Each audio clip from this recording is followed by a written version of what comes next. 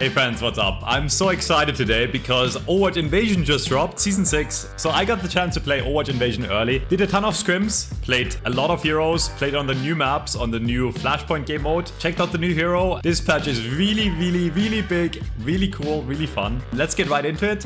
I tried to find an average between every rank. If a hero is really good low ranks, but really bad high ranks, I will mention it. People always give me shit about my tier list, but then you look back and they seem to be accurate. So if you don't like my tier list, do a better one. We're gonna talk about Illari. If you want a full explanation of what Illari does, I just released a guide for her. TLDR, she's a hit scan, high skill ceiling support. She's really good. Has insane damage on her left click, insane healing potential, insane burst healing. And her healing pylon is an AoE heal that is insanely good. It heals the entire team and it's like a must priority target. Her ult is basically like a nuke. I would put her S tier. I do think people will struggle with her for a bit at the very start because I think, especially for support players, no offense supports, most of your supports are not super mechanically demanding. I know there's exceptions. After Kiriko, this is probably now the new highest skill ceiling support in the game. Very complicated with the way you can set up your turrets, your healing pylons to get the maximum value out of it. Left click has insane playmaking potential. Dragon beam, easy higher. Okay, continuing. First off, Doomfist. Doomfist got a buff. If you guys didn't know, when Doomfist uses block, you can still stick him with any projectiles and it will do full damage. So you could Tracer stick you right into the block, or you could right click echo stickies right into the block and it would do full damage. The power block reduces damage from stuck projectiles, like sticky, like pulse bomb sticky, and like echo stickies. And that's a really big deal because it was one of the hardest counters to Doomfist. It's an easy target to stick. You know he's gonna die most likely because he's not the highest HP tank. And in addition to that, the seismic slam cooldown got reduced from 7 to 6 seconds. Is it gonna be enough to make Doomfist meta? Probably not. I think last season I rated him niche, and I do think he is playable this season. But, spoilers, other tanks got bigger buffs. I think there's better tanks in the game. Unless you're like incredibly mechanically talented, I don't think Doomfist is a pick. There's better tanks at any SR, and I just don't see a lot of reason to play Doomfist. Like, he's not a throw pick, but yeah, he's not great. Zenyatta, no changes. To be fair, Zenyatta in the mid-season patch, Season 5, got a nerf to his Discord, like the Discord only lasts 1.5 seconds, and you can't cast it as far. But the thing with Zenyatta is a lot of tank players complain about him, right? Because if you Discord it as a tank, you die really fast, and Zenyatta is really good. But he wasn't really great. Like, he wasn't must-pick before, right? He was playable, he was very good, but he's good at best. I don't see Zenyatta actually being played a lot this season. With Illari being out, with some other changes to other supports, there's some really juicy stuff coming up. Yeah, I almost want to put him in C tier, niche. Yeah, I'll put Zenyatta in niche. You can call me crazy, but wait for it. Tracer, no changes. She's the highest skill sitting DPS in the game. Amazing players can carry with her in almost any scenario. And she's also quite good against Illari. I think she's gonna be one of the characters that can deal with Illari in a reasonable manner. I'll talk about this later. Why? Easy S tier. A lot of people come into my chat and they ask me, I play Tracer and I lose. She's hard, but if you master her, if you get really good with her, she's incredibly rewarding. She's really good. Soldier. The Helix buff lasted for an entirety of 3 weeks and now it's nerfed again. Rocket explosion damage got reduced back to 80 from 90. My theory is that it was really good on lower ranks. I think Soldier was incredibly good low ranks. Low ranks alone, I would easily put him S tier because in lower ranks, people don't really move well. So it's really easy to hit the Helix. It's really easy to get damage in. And his ultimate cost also got increased. I don't care though. Tactical Visor is a really bad ult. The explosion damage is gonna hurt him. It's gonna make it so you need one more bullet again in a lot of situations, especially with the Mercy damage boost. Before this nerf, you could Helix Rocket direct and one headshot and would basically one-shot a character. Not possible anymore. I think he's still going to be super playable in low ranks. I think he's going to be okay in high ranks, but he's going to be okay at best. Upper B tier, in my opinion. Mei, no changes. She's just situational. She's great in rush when you play a Ramattra or a Junkerqueen with or against her, or against the Reinhardt with the Reinhardt, right? You need to make the wall work. The current meta that I think is happening now in Season 6, which is going to be dive tanks mostly. I think she's playable depending on the map. I'll put her in B tier. Kiriko. Okay, devs, we need to talk. Kiriko is incredibly strong. So the kunai headshot multiplier used to be 3. It's now 2.5. So it still does more headshot damage than any other headshot damage in the game. In compensation for that, they increased the damage per kunai to 45 from 40. And the recovery time got reduced from 0.55 to to 0.5 seconds. So it shoots a bit faster. You can shoot kunais faster. A 200 HP target will still die to 2 headshots. The damage against most targets in the game, it's still the same. It's a slight nerf against characters like Tracer, or 150 HP targets, which is basically only Tracer and Baby Diva, because you can't headshot melee anymore. Unless you're a god amongst men and you only hit headshots, which nobody does, it's a buff, because the body shot damage got increased, and you can still 2-tap headshot. The Suzu got changed. The knockback got removed, which the knockback was almost never a really big deal. It's a slight nerf, arguably. The healing got reduced from 50 to 40 in Suzu, but if you cleanse a negative effect with the Suzu, it heals for an additional 30. So if you cleanse an anti, it's gonna now heal, quick math, 70 instead of 50. Let's be honest, even if you don't cleanse a negative effect, it's 10 less healing. It's not a really big nerf. This is gonna make Kiriko way stronger, especially in lower ranks, because lower ranks will hit less headshots. It's a buff for lower ranks. Easy S tier. Easy S tier. Now, is she gonna be better than Illari? I think in most cases, yes. People will need some time to learn a new character. Lifeweaver, they really want you to play Lifeweaver, and I think we're getting to the point where you have to. He got another buff to basically everything. So now he has 225 HP, 50 of which is shield. The Thorn Valley spread got reduced again. The dash also now heals you for 50 instead of 25. The life grip mobility lockout duration got increased from 0.45 to 0.75 seconds. That means more invulnerability for your ally that you grip. The biggest buff of them all. Tree of Life. 50% of the Tree of Life's overhealing is now converted into overhealth. Up to 100 overhealth for your team. So everyone at 200 HP target in Tree of Life will be at 300 HP. So it's actually a really scary ult now. Lifeweaver, I will put you in upper B tier. The thing with him is that his pedal platform is very hit or miss, right? Even if you play him very well. But with all those buffs, he must be good now, surely, right? Like, he's still gonna benefit most from healing instead of doing damage, but he's a good support now. If you're lacking a bit mechanically, but you still want to dish out a good amount of damage and actually heal a ton and actually have a game-winning ultimate, Lifeweaver is your pick now. Hanzo got a slight nerf before the patch. If you drew an arrow and then you wall climbed, after the wall climb ends on the top, you could immediately shoot the arrow at full charge. That's removed now. After you wall climb, you will have to redraw the entire arrow, which adds like another 0.25 seconds.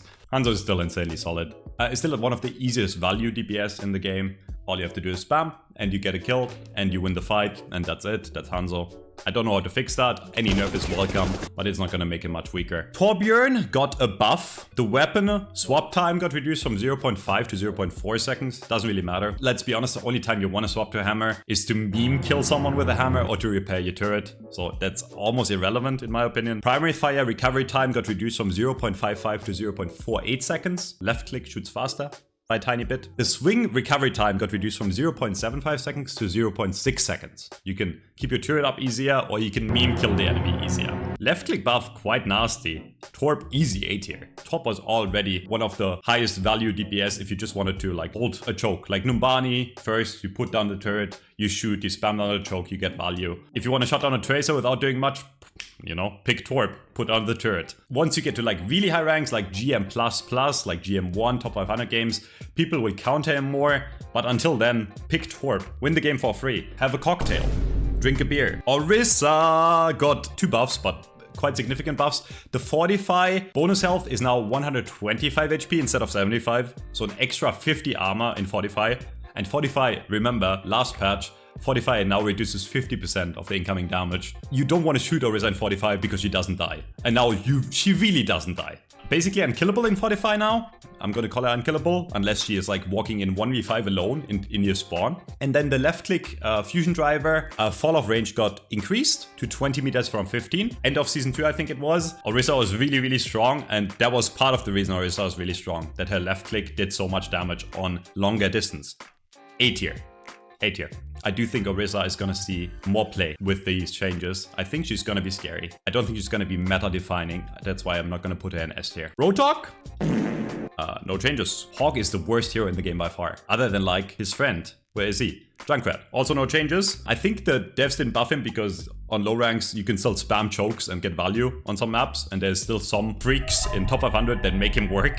Winston? They buffed Winston. I don't know why. He's already meta in the World Cup and Overwatch League, basically. The secondary fire, the charge time got reduced from 1.2 seconds to 1 second. And the secondary fire recovery time got increased from 0.5 to 0.7.5 seconds. You can charge the right click faster to finish targets off. It's a buff. That's it. And you may think this doesn't sound like a lot, but Winston is already really, really good. Probably the best tank in the game right now. If not Ramattra. We'll talk about Ramattra in a second. Easy S tier. We will be in a dive meta. Winston Illari is gonna go hard. Winston Kiriko always goes hard. Winston Tracer goes hard. Widowmaker. She didn't get changes this patch at all. The thing with her is that she's still a must-pick character on sniper maps. If you don't have a good Widow on Havana or Circuit, you lose. On other maps, she's not that great right now. I do think she's gonna be pretty weak on the new Flashpoint mode. Like, the maps are so big, it's really hard to memorize everything. There will be some angles on some points where you can swap to Widow to get value, but it's gonna be like a situational swap for 1 point, and then if you win or lose that point, you swap back to another character. But again, I'll still put her in A tier because she's so oppressive and overpowered, honestly, on certain maps. Same treatment that Doomfist got earlier. When Ramattra blocks now, it reduces the damage of stuck projectiles. That's a very big buff, actually. That was, again, one of the counters to Ramattra, sticking him with a pulse bomb. Or playing Echo against him, right? Eating him alive. In return, he got a slight nerf. The ultimate cost got increased by 12%. Overall, I would still value this as a buff. If we get into a rush-ish meta, or we play around points a lot, and on Flashpoint we will play around points a lot, and we will play close range, much more than long range in my opinion. I do think Ramattra is gonna be insanely good. He's easy S tier. I don't know if he's gonna quite be the level of Winston, because he lacks the versatility that Winston's jump has, right? He can not easily get in or out of the fight, and he can not easily take high ground. That's his one weakness. Otherwise, Ramattra would be hard meta. Sojourn got no changes. Not that many people seem to make her work in low ranks, and I get it. It's the same thing with Tracer. She's really hard to learn, and she's really hard to get value out of. But once you have the practice down, she's insane. She's gonna be meta in high ranks, especially with the Soldier nerfs. I think Sojourn is gonna see even more play now. There is a Mercy nerf. Mercy's damage boost got reduced from 30 to 25% bonus damage, guys. A Sojourn headshot with a Mercy damage boost still one-shots. So I think Sojourn Mercy is still super playable. Like, it's not a big nerf, right? It's small. 30 to 25% damage boost, that's all that got changed. She has a tiny bit less damage on her blue beam. I don't think it's gonna affect her in any way with Phara and Echo. And I think that's the main issue with Mercy. She's just really oppressive with those heroes, right? And nothing's gonna change in that sense. You're still gonna die to a direct rocket on Phara and then like a splash rocket after, right? I think there's better supports. And again, now we have options. We have Illari, which, by the way, is a good counter to Mercy because you can actually just shoot the Mercy. The solar rifle of Illari is gonna be really good against Mercy, and she's gonna be able to actually help fight against flyers. So I will not rate Mercy insanely high. I think she's still good, she's playable, she's B tier. That's about it. Sigma got a really weird change. I have no clue what it means, and even tank players couldn't explain it to me. So the base movement ground deceleration increased to match standard hero movements. Apparently it moves a bit faster, I think. Sigma and Widow go hand in hand on sniper maps. When maps get as long as sniper maps, then you can't close the distance anymore with Monkey or with rush characters like Ramattra. And that's where Sigma and Poke become so good. And he was already solid before. He's solid. Very good. Ana got nerfed. Ana's left click does 70 instead of 75 again. So that means you can't two-tap a Tracer anymore. Otherwise, it doesn't really matter much. But the unscoped projectile size got increased from 0.0.1. So it's going to be easier to hit unscoped left clicks. So fast swap healing, fast healing without scoping in is going to be easier. But quick scoping is still a thing. And if you watch ML7 play, you know how to play Ana, or you at least have an idea on how to play Ana. It's going to make her easier in lower ranks, and it's not a big nerf in high ranks, and Ana is ridiculous. She was played more in top 500 than Kiriko last season, in season 5. But I do think with Illari in the game, I don't think we need her as much anymore, and I think she's going to be an easy pick-off target for dive comps. Ashe, no changes. Solid A tier. Ashe is always being played with a Mercy, or a lot of the time, right? So it's going to be interesting to see how much the damage boost affects it. I don't think with Mercy and Ashe there's going to be any changes in kill time. So you're still going to need one headshot, one unscoped body shot, I think. She's solid A tier. Reaper, no changes. Niche pick at best, sadly. But Metro is saying Monkey is meta, just pick Reaper to counter him. That's the #1 example I get of people saying, oh, how do you counter something? Like, yeah, when the Monkey jumps in and the Reaper is right next to him and the Monkey doesn't have bubble, then yes, the Monkey dies, but like Reaper is not a hard counter to Monkey. And Reaper does very little in comps that are not hard rush. And I don't think hard rush will be the meta. I think we'll see more Monkey, more dive, and Reaper is just not versatile enough to where he excels at medium distance. I'll actually put him in good because I do think he's pretty solid in lower ranks. I think if you like bronze to gold or even plat, if you learn Reaper properly, you can get a lot of value out of him, but he's not amazing. Speed it up. Junkerqueen, easy A tier. I'm not going to put her in S tier anymore because I do think Ram and Monkey are just better. The meta kind of developed over time to where people play less Junkerqueen. Still a solid rush character, and there will be scenarios where you want to play Junkerqueen against Monkey rather than Ramattra against Monkey. I think she is super good still, but I don't think she's going to be meta defining. And I also think she synergizes less with Illari. Junkerqueen wants to rush in. It's going to be hard to keep up with the Junkerqueen as an Illari character. Like, you want to play around the turret, your pylon. And I think she's self-sustainable enough to where she can be in the back, everyone else rushes in, kills everyone, and she gets the pickoffs in the back. Baptiste.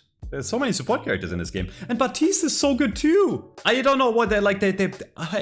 No changes to Baptiste. But I mean, if you want to carry, pick Baptiste. It's actually ridiculous how many good options there are for supports. Like, I think it speaks for itself that I'm rating like even Zen. Like, I don't know how I put him in B. Supports are just really good now. No shut you complain anymore. You have so many S tier meta or very good options. Other than maybe Brig. Brig got nerfed. Barrier shield got reduced from 300 HP to 250. And the ultimate cost of rally got increased by 6%. But even that is not going to make her weak. She's still going to be very good. I'll rate her high B tier.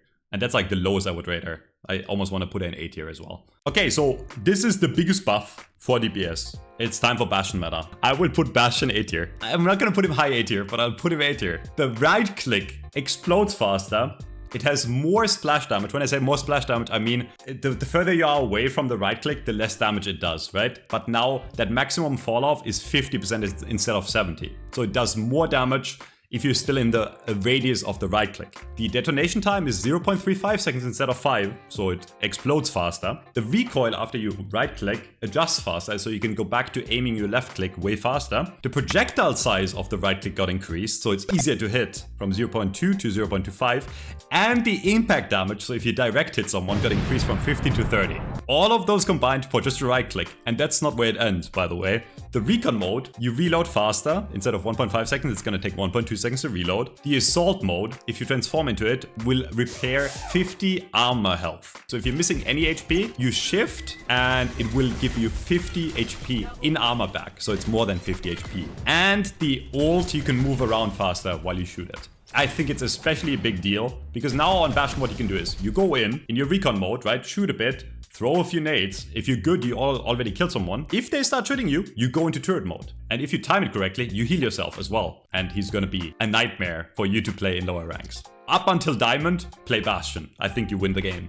Unironically. He still has that weakness, that one big weakness of his, that his hitbox is really big. Funnily enough, I think he's great against Monkey. So if we're talking about meta, I do think he shits on most meta's tanks, and he's also very solid against something like Illari. So I do think Bastion is A tier. Call me crazy. Cassidy also got a buff. We're back to 225 HP. The fuck? At this point, it's a meme. Blizzard has gone back and forth on 200 to 225 HP 69 times now, I think. Return, they nerfed the fall-off damage of the left click a tiny bit, and they made the magnetic grenade finally slow a bit less, and it also can only travel for 1.5 seconds, but 1.5 seconds is so much, it can still go across the map. And he is back in A tier, easily. The 25 HP doesn't sound like a lot, but for a DPS, it really matters a lot. The nerfs he got in return are not big at all. The devs don't seem to learn. Like, every time we go back to 225 HP, after like a few weeks, they realize, oh shit, it's really broken, and then they go back to 200, and now they're going back. I don't know. I don't know what you're smoking. D.Va got a buff, for no reason. Who thought D.Va was weak? The booster cooldown is 3.5 seconds instead of 4. More boosters, more mobility, more speed, and even arguably bigger buff is when D.Va gets demacked, so no matter if you get demacked or if you throw the D.Va ult, when you eject, Pilot D.Va is immune to any damage for 0.4 seconds. So that animation where she jumps out of the mech, where really good players would kill you, where you would wait until she comes out and immediately kill her, not possible anymore. wait, there's less than a second for her to remech, right? If she throws out the ultimate, she's probably gonna remech. And even if she like gets demech, she can get away behind cover and maybe remech. It's an incredibly big buff, and I do think she's gonna be meta. I think we're gonna get a meta where we play either Diva or Monkey, depending on the map we play. I think Monkey is still better overall, but Diva is incredibly good now. Echo, no changes. Flyer is OP, not much to say. She's great. A tier. Genji, no changes. Not much to say. He's great. Genji mains every time complain about the hero being weak, and he's always being played, and he's in a really good state, arguably. Remember when I said all the supports are really good? Yeah, they buffed Lucio too. Amp it up before would penalize Lucio himself for 60% of the healing. So when you amped it up, you would only get 40% of the healing. And they reduced the penalty from 60% to 0%. They just removed the penalty altogether. They didn't go down to 30%. No, you get the full healing now on Lucio of your own amp it up. Lucio was already really hard to kill because he would skate around like a fighter jet. And now he can basically, like the one time when you get him low, he amps himself and he's back to full HP instantly. Basically unkillable. Funnily enough, the meta is dive. Lucio will be played. Well, I guess I found one support that's not great. I guess is Moira. But even Moira is good in low ranks because she's not mechanically demanding and she punishes people with bad aim, right? Everyone has done the DPS Moira, let's be honest. She didn't get any changes, just don't see a reason to play her at all over anything else. Still pretty playable on low ranks. I'll put her in niche because I do think she's a worse support in the game now, but that's not because Moira is weak, because every other DP support is broken.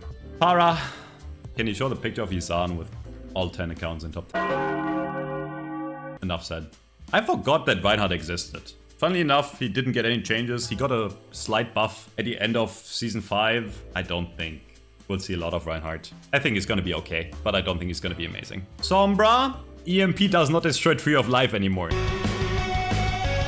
And her EMP ultimate cost got increased by 15%. And you might think, why are they nerfing Sombra? She's not that good. No, she was OP in competitive play before. When I say competitive play, I mean like Overwatch League or a World Cup, right? Everyone played Sombra at all times.